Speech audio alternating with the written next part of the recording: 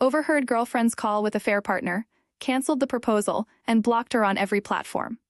I 38 male just found out my girlfriend 36 female of 5 years cheated on me. And I found out in the worst way. Just some background info on me. I've never been married, nor do I have any kids. It's not that I don't want either. Life just hasn't had those plans for me yet, I guess. Anyway, to the story. Friday after work, I left to go on a weekend trip with the guys to one of my buddies' cabins on the lake. Nothing too crazy, fishing, drinking games, just good old fun. Usually we do these trips about every 3 months to get time to ourselves and give our significant others a break from us. I usually stay through the entire weekend and just leave from there to go to work on Monday morning. However, this weekend I left my laptop in the office room and forgot to grab it. So, around 4 p.m. I started to head home, figuring I'd be there by 6. Let's call her Rachel. She wouldn't have eaten by then, so I called in an order at her favorite Italian place, stopped and picked it up, and headed to the house. I walked in, and everything seemed normal. I could hear Rachel laughing in the kitchen, so I figured I'd just walk in and surprise her. As I got closer, I started to overhear the conversation she was having on the phone, and in an instant my life was shattered. I assumed she was talking to her sister, or maybe one of her friends, but the conversation basically went like this. Last night was just amazing. He was such a considerate lover. I'm telling you, I've never had anything like it. We met on Tinder and he took me out last night. By the time we made it through the door, we barely made it to the sofa. Oh God, big, like twice as big as insert my name. I'll definitely be taking him for a test drive again. After that line, I just dropped the food on the floor. Rachel heard it and turned around. By that time, I already had tears welling up in my eyes. She hung up the phone and tried to get to me, but I just pushed her off, went up to the office, grabbed my laptop, and left. Rachel has been hysterically texting and calling for the past 4 days, and I haven't answered once. I'm staying at a motel a couple of towns over, so I doubt she will be able to find me. My buddies and mom have called, as Rachel has frantically been trying to locate me. But I've assured everyone I'm okay, and there's nothing to worry about. My life has been ruined by a stupid phone call. I really thought this was the girl I was going to spend the rest of my life with. I'm an only child, and my mom keeps reminding me she wants grandkids. I had planned on proposing this year on the 4th of July, as it would be our 6th-year anniversary. I've already got the ring, and my buddy and his wife already knew about the plan, as they are the ones who set us up and hosted the 4th cookouts. Any advice from you on here would be appreciated. This is the first time I've dealt with infidelity in any relationship. I'm so broken at this point. Do I contact Rachel? Should I hear her out after that phone call? The thought of her just makes me sick to my stomach. Thank you in advance for anyone who reaches out. Ask for advice, and the audience definitely has some. First up, she was bragging about cheating on you. You will never forget what you heard. Time to move on. Someone else says, to add to this, she showed you who she is. Be glad you learned now and not after being married for many years. Another one says, you've already heard everything from her you need. Don't look back. Best case scenario, arrange for your friends to collect your things and never speak to her again. The only closure to be had in this is from her side. Never give her a chance to apologize. Don't talk to her friends. Or if your mutuals try to give you a message from her, ghost them too. Make a post to social media explaining what happened. Tag her. One more opinion? Yes, do this. Since you're a nice guy who probably can't imagine doing this to her, you will want to try and understand and fix things. You'll try to be a pick-me. Make it loud in public so you can't go back. You dodged a bullet, trust me. I found out this past year that half of my life is a lie. After 27 years together with 3 kids, my wayward wife cheated on me multiple times over those years. I had an opportunity to leave her the first year we ever dated, when I found out she probably cheated on me, but I tried to understand and fix things. Don't be me. Who needs a 6th anniversary when you can celebrate the newfound freedom of not having to share your sofa with someone who has a penchant for Tinder escapades? As for closure, just remember, closure is overrated. It's like that elusive last slice of pizza at a party. You can search for it all night, but chances are it's already been devoured by someone else, leaving you with nothing but greasy regrets. So, take the advice from your fellow internet therapists and make like Houdini, disappear from her life faster than a magician's assistant in a box trick. And if you really want to put a cherry on top of this mess, go ahead and make that social media post. Tag her, add some confetti emojis, and let the world know that you're officially back on the market for someone who values fidelity over sofa shenanigans. Update. Hello everyone. First off, I would like to thank everyone for their kind words. I've had a very stressful week, and while I did not feel up to replying to anyone's posts, I want you all to know that I read them. And your words helped me through this week. This has been a devastating event for me, and each and every one of you that commented or reached out through chat brightened my day just a tiny bit. With that said, here's the most recent update. Last Friday night, after my buddies got to the hotel, I explained what I had heard on the phone call. All 3 of them were stunned, to say the least. They asked if I had seen any signs of this, and to be honest, I really hadn't. I said I didn't know what I was going to do. I informed my one buddy that the proposal was off, and given the circumstances, he completely understood. One thing I had my buddies do when they left their houses was turn off tracking, in case their significant others were checking and getting back to Rachel. I know Rachel isn't close with one of the wives, but at this point, I didn't want to take any chances. That night, we spent the night at the hotel bar, and I tailspun pretty hard, shot after shot after shot. It wasn't pretty. My buddies were getting calls all night from their significant others asking where they were, and to their credit, they stood their ground and backed me up, just saying that we were safe and not to worry. One asked to speak to me after assuming that we were where we were, but I didn't want to talk to her. She kept saying Rachel is worried and just wants to come home. I just told my buddy to deal with it, and I'd fill them in another time. I spent most of the night hitting on the bartender, which I'm not proud of, and a couple of girls who were traveling for work. The next day, I thanked them all for spending time with me, and they took off back home. This week, I had one of my buddies scope out the house we were renting, as it was on his way to work. And he gets to work after Rachel and I would have already left for the day. Rachel had taken Monday and Tuesday off but went back to work on Wednesday. As soon as he informed me of this, I went to the house and started packing as much stuff as I could. The house was a mess, dishes in the sink, clothes lying everywhere, trash was full of takeout and ordered food. It took me about 3.5 hours to get all my crap out. Before I left, I cleaned up for Rachel as a final gesture. That afternoon and evening, I got flooded by Rachel with calls and texts after she realized that I had come home and gotten all of my things. So for now, I'm staying at my mother's house until I can find a place of my own this fall. I spoke with the landlord, and without Rachel's signature, he won't remove me from the lease. Meaning I have to cover my half of it until October. My mom has said I can stay with her until then, at which point I will try to find a new place. I know, a 38-year-old moving back in with his mother.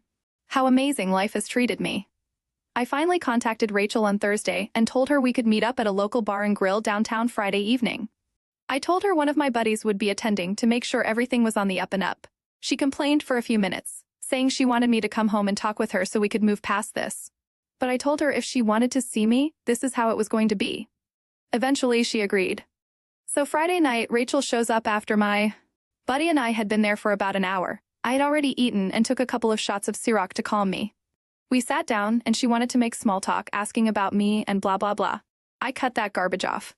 I told her I had a list of questions. Immediately, her eyes welled up. I asked her how long this has been going on. She swore this was the first and only time. I told her to cut the crap. I said there was no chance we were ever getting back together, so just tell the truth so I can have my closure and move on with my life. She stuck to her guns for a few minutes, but then, as most of you predicted, she came clean. Every time I went on those trips for the past 2 years, she thought I was going to cheat on her, so she was having her fun too. This set me off. I told her she was using this as an effing excuse to just sleep around. I then asked who she was talking on the phone with, but she refused to give me an answer. For this, I asked if they use condoms, and she hesitated sometimes. I said she's lucky I got an STD test because I'm clean, so she doesn't have to worry about getting one unless her most recent horse didn't use one. Finally, before I left, I told her about my plans for the July 4th proposal. I showed her the ring and told her that I was going to propose at her friend's party because that was where they introduced us. It was around here that she just started crying. She begged for another chance.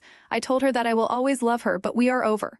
So yeah, she's been messaging me all day, but I'm going to block her here soon. So, I'm just sitting here eating some B-dubs and drinking beer while watching the fights.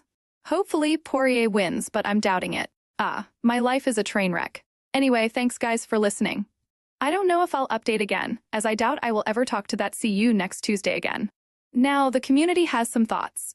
I knew she was going to say it was only once. They always do that, dummies. Also this line, every time I went on those trips for the past 2 years, she thought I was going to cheat on her. So she was having her fun too. Blame-shifting classic cheater move. It's your fault, Up? I think not. I'm sorry your landlord didn't let you out of the lease, but at least you have your mom. It's not ideal, but it's only temporary. 100% her loss. Too bad she was about to become someone's wife.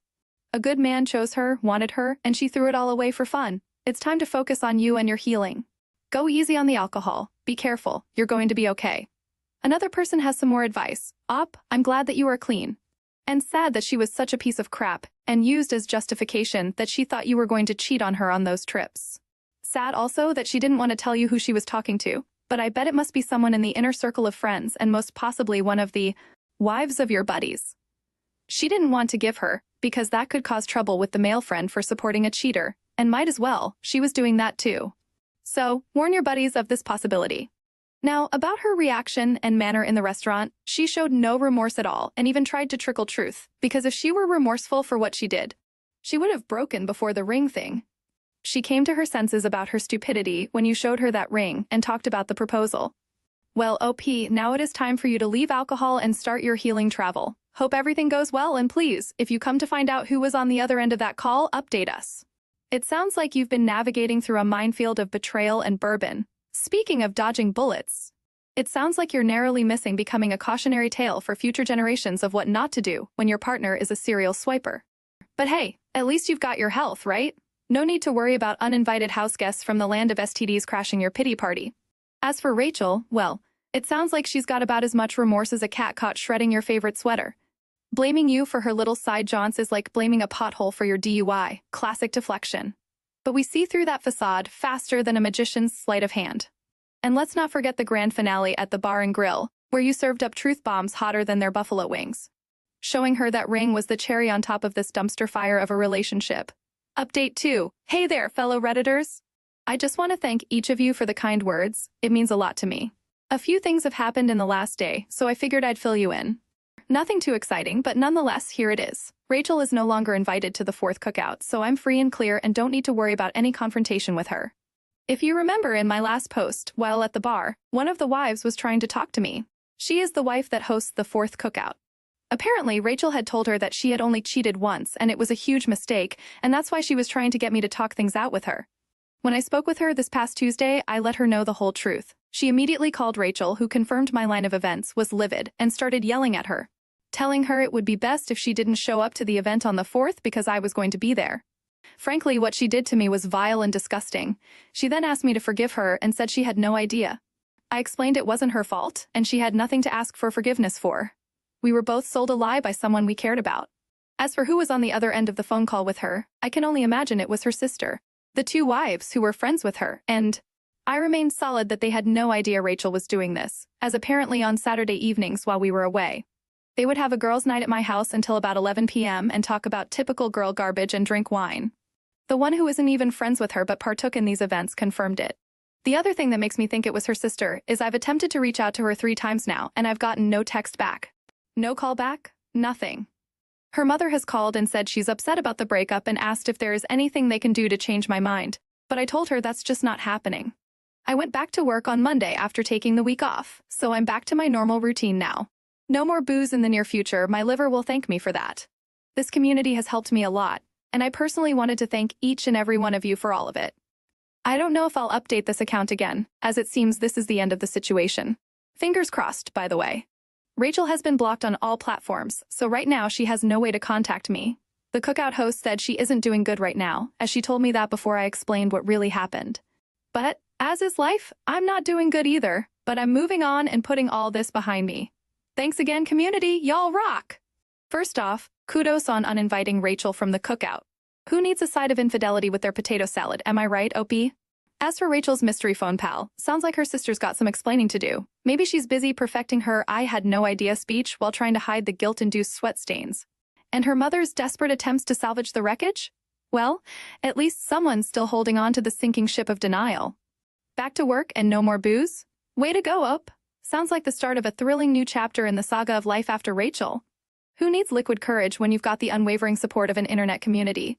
Keep blocking, keep moving forward, and remember, there's always a brighter tomorrow, even if it's just a glimmer on the horizon of your ex-free future. Do you have a similar story? Share it with us in the comments below. And thank you for joining us today. Be sure to like and subscribe and hit the notification bell so you don't miss out on our next video. See you soon!